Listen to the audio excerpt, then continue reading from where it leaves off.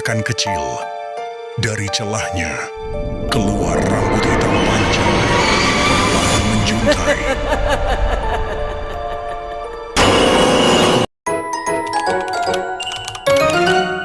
Ada rumah di ujung desa Sukamerta.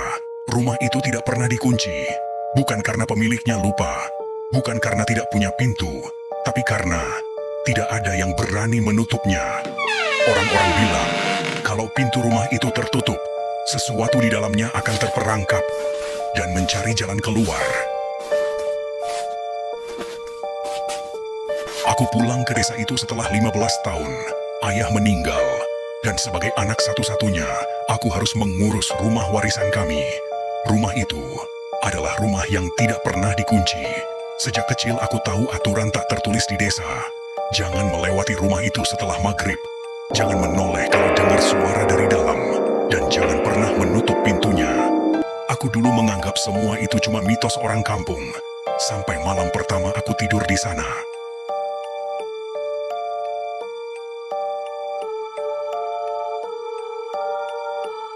Jam dinding tua berbunyi tok, tok, tok. Pukul 1:17 dini hari. Aku terbangun karena suara langkah kaki. Bukan di luar, tapi di dalam rumah. Langkahnya pelan, seperti orang berjalan tanpa ingin terdengar. Aku menahan napas. Langkah itu berhenti tepat di depan kamarku, lalu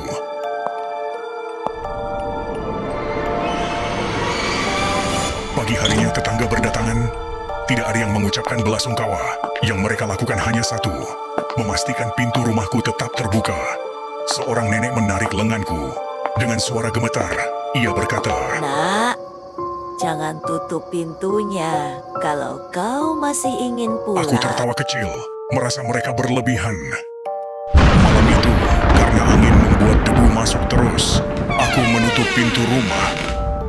Hanya sebentar, dan saat itulah, bau busuk langsung memenuhi ruangan. Bau tanah basah, bau darah lama, bau sesuatu yang sudah mati, tapi belum pergi.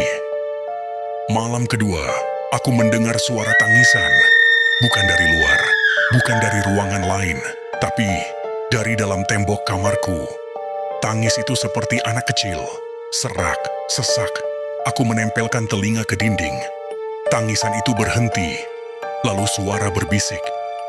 Kamu juga bisa tinggal di sini. Aku mundur ketakutan.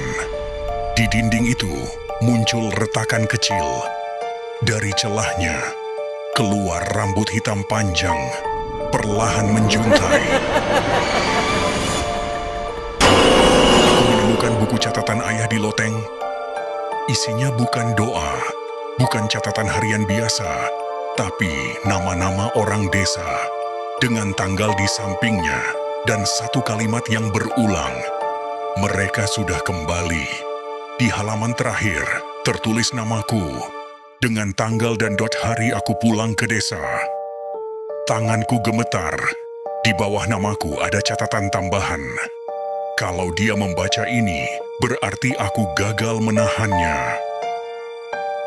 Seorang pria tua akhirnya bicara. Ia berkata, Rumah itu bukan rumah biasa. Dulu rumah itu tempat penjaga. Penjaga antara yang hidup dan yang menolak pergi.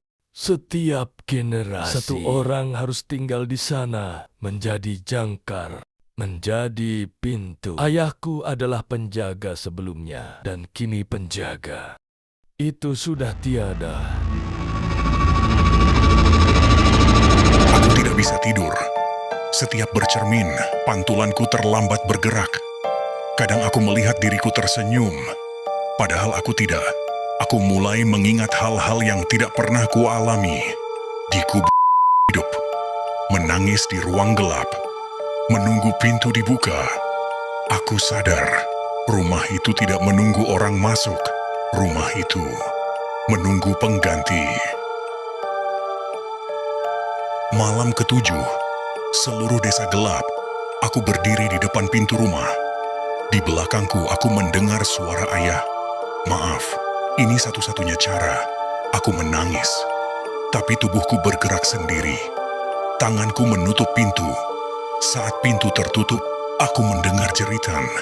Bukan dari luar, tapi dari dalam kepalaku sendiri. Sekarang rumah itu kembali tenang. Pintunya terbuka, dan kalau kamu lewat tengah malam, kadang kamu bisa melihat seseorang duduk di ruang tengah, diam, menatap pintu, menunggu. Karena rumah itu tidak pernah dikunci, bukan agar orang bisa masuk, tapi agar aku tidak bisa keluar.